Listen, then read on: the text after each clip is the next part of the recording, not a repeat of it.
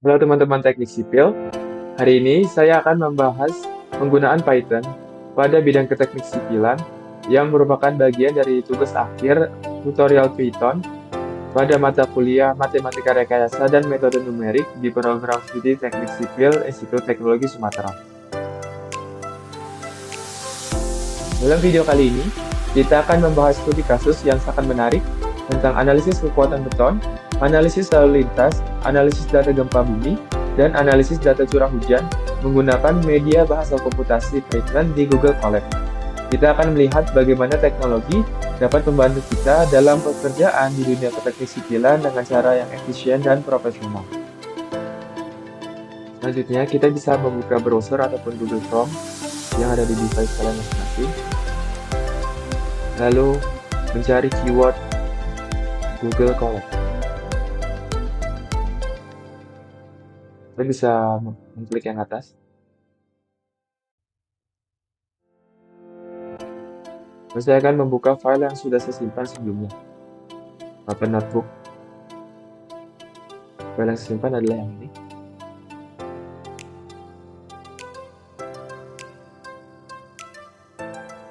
Dan ini merupakan layar interface ataupun permukaan yang awal yang akan muncul ketika kalian sudah men-save file di Google Colab sebelumnya. Dalam video kali ini, saya akan memaparkan sedikit overview dari 4 studi kasus tersebut. Pada studi kasus pertama yang berjudul Analisis Kekuatan Beton Akibat Penambahan Bahan Aditif, dengan deskripsi kasus, ketika kita memiliki data hasil uji kekuatan tekan atau compressive strength dan kekuatan tarik belah atau split tensile dari berbagai jenis campuran beton, dan kita ingin membuat diagram perbandingan antara kekuatan tekan atau compressive strength dan kekuatan tarik belah atau split tensile dari variasi beton campuran, superplastic, sizer, dan fly ash. Adapun dalam pekerjaan pada studi kasus nomor 1 dapat menunjukkan output dan ataupun hasil sebagai berikut. Yang pertama, membaca dan menampilkan data dari file Excel. Yang kedua, membuat visualisasi perbandingan kekuatan beton. Yang ketiga, menghitung korelasi antara kekuatan tekan dan kekuatan tarik belah. Yang keempat, melakukan regresi linear. Dan terakhir, menganalisis hasil regresi. Yang kedua, membuat visualisasi perbandingan kekuatan kode yang dipakai. Yang ketiga, menghitung korelasi antara kekuatan tekan dan kekuatan tarik belah. Yang keempat, melakukan regresi linear. Dan terakhir, menganalisis hasil regresi. Pertama adalah import library yang diperlukan, yaitu adalah Pandas, NumPy, dan Matplotlib, di mana Pandas ini untuk menganalisis data tersebut, ada NumPy untuk menghitung data tersebut, dan ada Matplotlib dan Sklearn untuk membuat visualisasi yang menarik. Selanjutnya yaitu menampilkan menampilkan baca dengan 3 kolom. Yang pertama ada data mix, yaitu M1, M2, M3, dan seterusnya. Ada compressive strength 30, 35, 40, dan seterusnya. Dan juga ada split tensile 2,5, 2,8, dan 3,0, dan seterusnya. Setelah itu, data-data tersebut dikonversi menjadi data frame dengan kode sebagai berikut. df sama dengan pd.dataframe, yaitu data. Lalu setelah itu kita membuat visualisasi perbandingan kekuatan beton dengan kode plt.gigo dan fixed sama dengan 12,6. Setelah melakukan visualisasi perbandingan kekuatan beton baik kekuatan tekan maupun kekuatan tarik belah, selanjutnya program melakukan perhitungan korelasi, di mana korelasi tersebut menggunakan kode print langsung dimasukkan korelasi antara kekuatan tekan dan kekuatan tarik belah. Selanjutnya melakukan regresi linear, di mana regresi linear tersebut menggunakan model sama dengan linear regression, di mana X yaitu kekuatan tekan beton dan Y sebagai kekuatan tarik belah beton itu sendiri.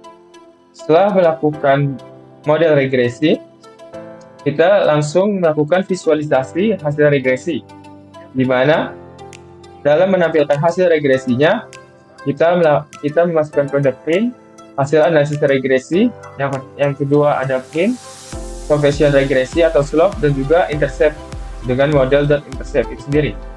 Selanjutnya kita akan melakukan running pada codingan studi kasus nomor 1. Berikut output atau keluaran yang dihasilkan pada program Python yang saya buat di studi kasus nomor 1. Yang pertama ada grafik yang menunjukkan kekuatan tekan untuk setiap campuran. Lalu yang di sebelah kanannya yang berwarna hijau ada kekuatan tarik belah untuk setiap campuran. Sebelum grafiknya, di atas grafik kita memiliki data 5 baris pertama, di mana 0 mixnya M1, compressive strength-nya 30, split tensile-nya 2,5. Lalu ada M2 35 2,8, M3 40 3,0, M4 45 3,2, dan yang terakhir ada M5 50 3,5. Lalu grafik yang tadi, dan kita memiliki korelasi antara kekuatan tekan dan kekuatan tarik belah, di mana compressive strength-nya sendiri ada 1, dan split tensile-nya adalah 0,998818. Dan split tensile-nya ada 0,998818, dan split tensile-nya kembalikan dari compressive strength yang di sini.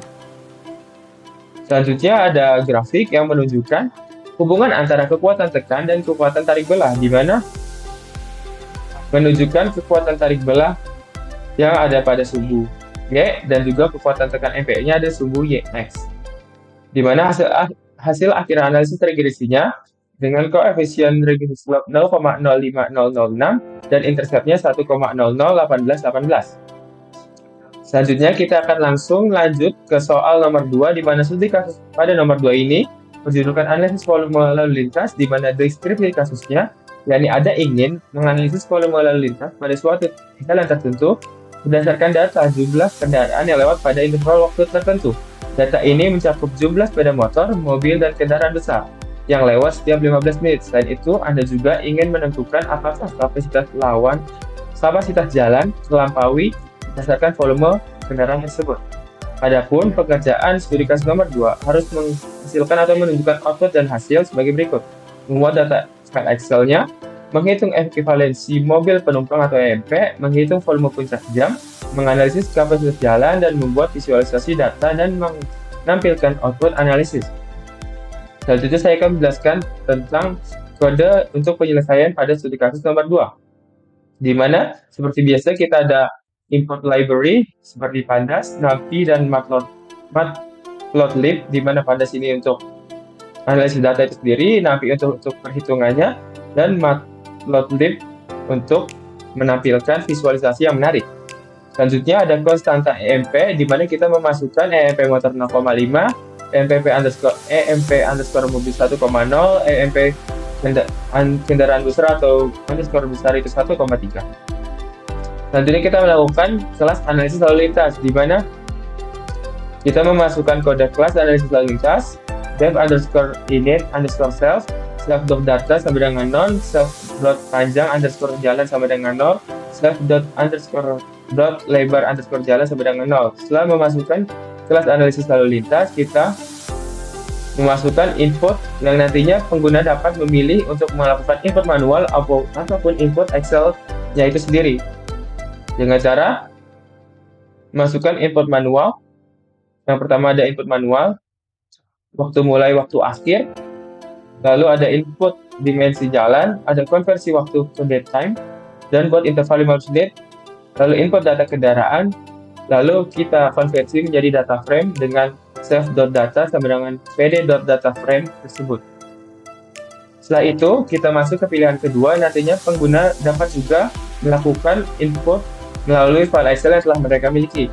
Caranya dengan masukkan kode fungsi untuk input data dari Excel dengan print triple sama dengan input data dari Excel-nya. Dalam input data dari Excel ini kita hanya memasukkan input dimensi jalan, di mana yang pertama ada panjang underscore jalan dan juga lebar underscore jalan supaya kita mengetahui dimensi jalan tersebut. Setelah kita membuat dua cara input manual dan juga Excel, kita melakukan hitung EMP atau ekivalensi mobil penumpang, di mana kita membuatnya dengan cara EMP underscore motor, self.data, motorcycles, dan seterusnya. Lalu kita menambahkan kolom baru untuk EMP-nya, di mana self.datanya kita masukkan ke masing-masing EMP motor, mobil besar, dan juga kita juga yang terakhir adalah total dari motor, mobil juga kendaraan besar atau EMP_besar. Selanjutnya adalah analisis kapasitas, di mana fungsi untuk menganalisis kapasitas ini kita dapat menghitungkan luas jalan, menghitung kapasitas dasar, menghitung volume per meter persegi, juga menentukan status kapasitas. Dan output yang terakhir ataupun output yang kita inginkan yaitu visualisasi, di mana fungsi untuk membuat visualisasi ini kita dapat menghasilkan plot 1 yaitu volume sepeda motor, plot 2 ada volume mobil, plot 3 ada volume kendaraan besar, ada plot 4 total EMP, dan juga tampilan dari statistiknya. Selanjutnya kita ada juga analisis dari main analisis lalu lintas, di mana metode yang kita sudah mention sebelumnya yaitu input manual ataupun input dari Excel. Mari kita coba untuk merunning codingan Python pada studi kasus nomor 2. Nah, untuk hal yang pertama keluar pada saat kita mempencet running yaitu adalah untuk memilih antara input manual ataupun input dari Excel. Kita dapat memilih salah satunya. Saya akan memilih 2 yaitu input dari Excel. Selanjutnya ini adalah data yang sudah saya simpan pada bagian sini. Upload to session storage, di mana file Excel pengguna dapat disimpan melalui upload to session storage ini dan akan tampil pada file folder di sini. Selanjutnya kita copy paste, lalu juga kita ctrl+v, lalu kita enter. Selanjutnya kita memasukkan panjang jalan dalam satuan meter, di mana saya akan memasukkan 5000 meter, dan juga lebar jalan, saya akan memasukkan 20 meter. Selanjutnya akan tampil ataupun keluar output yang kita inginkan, yaitu yang pertama adalah label analisis volume lalu lintas dari volume sepeda motor, lalu ada yang volume mobil, lalu ada volume kendaraan besar, dan juga total EMP ataupun ekivalensi mobil penumpang itu sendiri, di mana grafik-grafiknya menunjukkan yang bervariasi. Dan juga output yang didapatkan yaitu statistik analisisnya, yaitu kapasitas dasar 100,00 kendaraan per meter persegi, lalu ada volume kapasitas 0,00 kendaraan per meter persegi, juga jumlah interval kapasitas yang terlampaui adalah sama dengan 0. Selanjutnya kita akan melanjutkan studi kasus nomor 3, di mana soalnya adalah analisis data gempa, di mana deskripsi kasusnya adalah Anda ingin menganalisis respon dinamika tanah terhadap gempa bumi berdasarkan data percepatan tanah yang diukur dari waktu ke waktu. Data ini mencakup nilai percepatan data pada interval waktu tertentu. Selain itu juga, Anda juga ingin menentukan parameter-parameter seperti kecepatan, perpindahan, intensitas Arias, nilai puncak percepatan, perpindahan waktu durasi gempa, dan nilai akar-akar rata-rata percepatan kuadrat arms.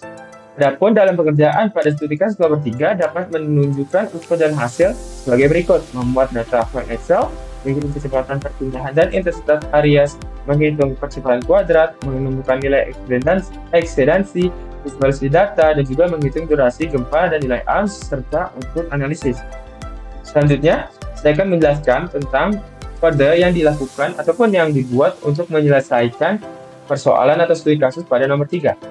Yang seperti biasa kita melakukan untuk memasukkan import library Pandas untuk menganalisis datanya, NumPy untuk perhitungan datanya, Matplotlib untuk visualisasi data yang menarik. Selanjutnya adalah class seismic analyzer ataupun kelas analisis data gempa tersebut, di mana kita bisa memasukkan kode sebagai berikut. Yang pertama ada dev_init _self excelpad dengan _2 inisialisasi analyzer dengan pad file Excel.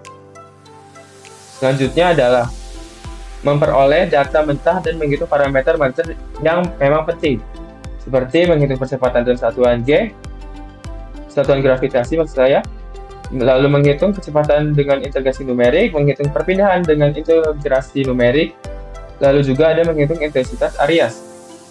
Selanjutnya adalah menghitung nilai maksimum. Yang pertama ada self acceleration, self velocity, dan juga self displacement. Selanjutnya adalah mencari first dan last extended atau kelebihan yang pertama dan juga kelebihan yang terakhir dengan kode sebagai berikut. Selanjutnya adalah menghitung arms. Selanjutnya adalah find extended atau menemukan kelebihan itu sendiri sebagai berikut dari first, last, dan totalnya. Lalu menghitung nilai arms di mana dengan kode def calculate underscore arms itu cell. Lalu def plot underscore result, ya ini adalah untuk menampilkan atau membuat visualisasi hasil analisis yang sudah kita buat kodenya sebelumnya. Yaitu ada plot percepatan, plot kecepatan, plot perpindahan, plot intensitas varias. Dan juga selanjutnya adalah mencetak ringkasan dari hasil analisis tersebut. Dengan fungsi utama untuk menjalin analisisnya dengan kode def run underscore seismic underscore analysis excel underscore fed dengan menjalankan analisis seismik yang lengkap dengan contoh penggunaan if underscore name underscore double sama dengan petik double petik underscore main underscore titik dua excel underscore fed dan juga input masukkan file excel yang kita miliki untuk menganalisis data gempa yang sudah terdapat pada excel. Selanjutnya adalah kita akan running. Baiklah, kita memasukkan caranya seperti tadi. Lalu ini spesifik kita masukkan. Seperti biasa kita copy paste, lalu juga kita masukkan sini, kita enter. Nah, ini merupakan output atau keluaran yang kita dapatkan atau kita dapat dari codingan Python pada aplikasi nomor 3, di mana ada perbandingan dari waktu versus percepatan yang grafiknya menunjukkan seperti ini. Lalu juga ada yang kedua, ada yang ketiga. Selanjutnya juga ada waktu versus kecepatan, waktu versus perpindahan, dan yang terakhir ada waktu versus intensitas Arias. Selanjutnya ada hasil analisis gempa di mana parameter dengan nilainya masing-masing. Dan juga ada first extended ataupun last extended, di mana first ini adalah kelebihan pertama dan juga kelebihan yang terakhir dari last extended. Nilainya sebagai berikut. Selanjutnya saya akan lanjutkan ke studi kasus nomor 4. Di mana studi kasus nomor 4 dengan soal analisis data curah hujan, di mana Anda diminta untuk menganalisis data curah hujan selama tahun 2023 untuk memahami pola dan intensitas hujan. Data ini menggunakan sistem drainase dan memprediksi kemungkinan bencana terkait curah hujan seperti banjir, dan juga menghitung curah hujan rata bulanan, tahunan, dan hujan maksimum harian, serta mengidentifikasi hari-hari hujan ekstrim. Selain itu juga visualisasi data untuk membantu interpretasi hasil analisis. Adapun dalam pengerjaan kasus nomor 4, kita dapat mendapatkan hasil atau output membuat data Excel, menghitung data curah hujan rata-rata, menghitung intensitas hujan maksimum, hujan dengan ekstrim, visualisasi data, dan juga kesimpulan.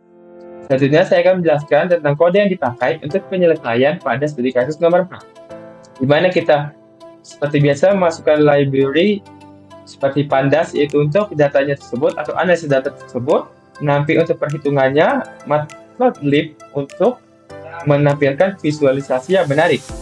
Selanjutnya adalah kita membuat tanggal 1 tahun, di mana dengan kode dates sama dengan pd.date underscore range start dalam kurung start sama dengan 2023 strip 01 strip 01 dan juga akhirnya itu N pada setiap tahun pada 2023 itu sendiri. Selanjutnya adalah membangkitkan data hujan melalui simulasi menggunakan distribusi gamma, di mana untuk hasilnya direproduksi menggunakan parameter distribusi gamma dengan kode rainfall underscore data sama dengan np.random.gamma dengan dalam kurung scale size sama dengan length dates. Setelah itu kita konversi untuk membuat data frame agar mudah dianalisis, seperti tanggal atau dates, curah hujan atau rainfall dari data tersebut. Selanjutnya kita mengatur data sebagai index, di mana contohnya adalah data.set underscore index tanggal dengan in place sama dengan true. Selanjutnya adalah menghitung statistik dengan per bulan, per tahun, ataupun daily max ini adalah curah hujan harian maksimal atau max underscore daily dengan threshold, dan juga extreme days ataupun yang memang hujannya ekstrim, sangat ekstrim.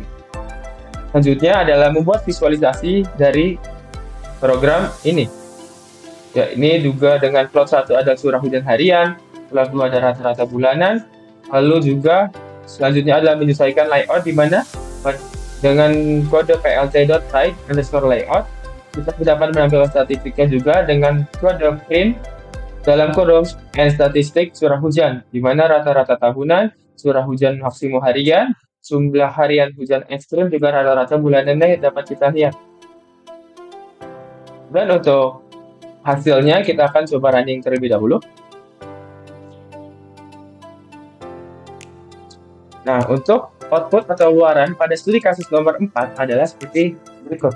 Di mana ada statistik curah hujan yakni rata-rata tahunan yakni 30,46 mm, terus juga ada curah hujan maksimum harian yaitu 139,70 mm, dan juga jumlah hari hujan ekstrim adalah 61, di mana rata-rata bulanannya yakni Januari 26,76, Februari 2023 29,72, Maret 28,29, April 27,24, dan seterusnya. Seperti data yang terdapat pada output di sini. Selanjutnya adalah grafik, di mana grafik ini adalah curah hujan harian tahun 2023, di mana sangat bervariasi. Selanjutnya ada grafik rata-rata curah hujan bulanan pada tahun 2023. Selanjutnya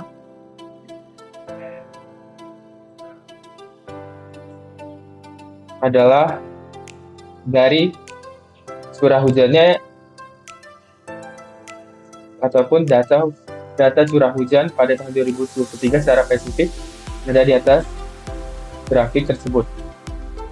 Mungkin saya cukupkan untuk tugas akhir dari tutorial Python pada mata kuliah Matematika Rekayasa dan Metode Numerik pada Teknik Sipil Institut Sumatera.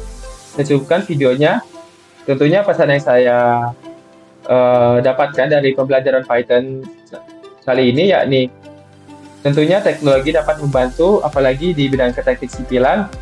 Dalam pekerjaan Python itu sendiri kita dapat mencakup semua kelompok keahlian yang ada di teknik sipil, baik itu struktur, air, transportasi, maupun manajemen konstruksi maupun geoteknik.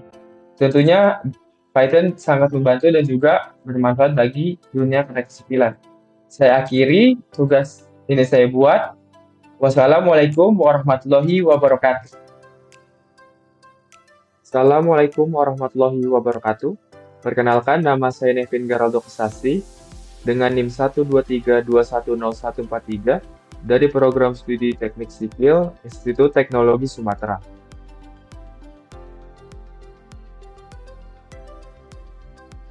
Assalamualaikum warahmatullahi wabarakatuh. Perkenalkan, nama saya Nevin Garaldo Kesasi dengan NIM 123210143 dari Program Studi Teknik Sipil Institut Teknologi Sumatera.